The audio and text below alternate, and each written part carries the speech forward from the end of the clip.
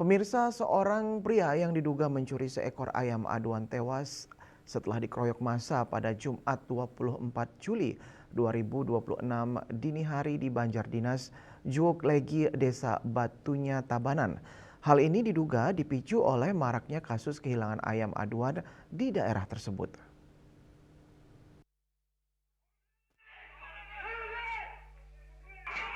Peristiwa main hakim warga terhadap seorang terduga pelaku pencurian ayam aduan ini menjadi viral di media sosial.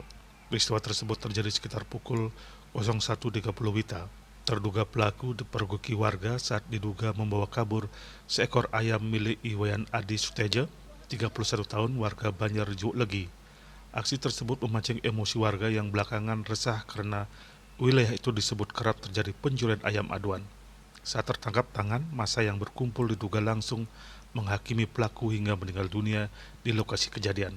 Tidak hanya itu, sepeda motor yang diduga digunakan terduga pelaku juga dibakar warga.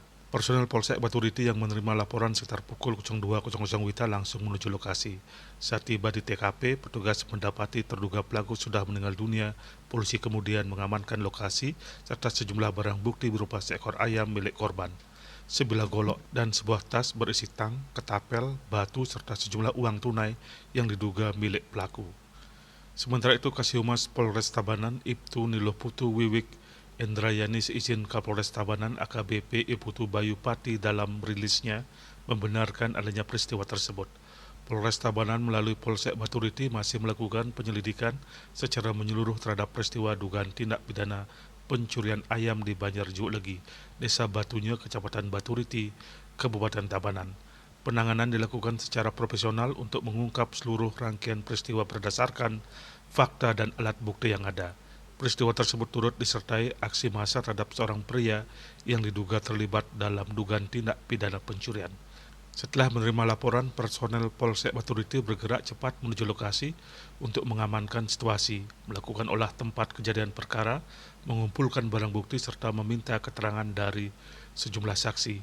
Saat ini penyidik masih mendalami dua aspek utama dalam perkara tersebut, yakni dugaan tindak pidana pencurian ayam serta insiden aksi massa yang terjadi setelahnya.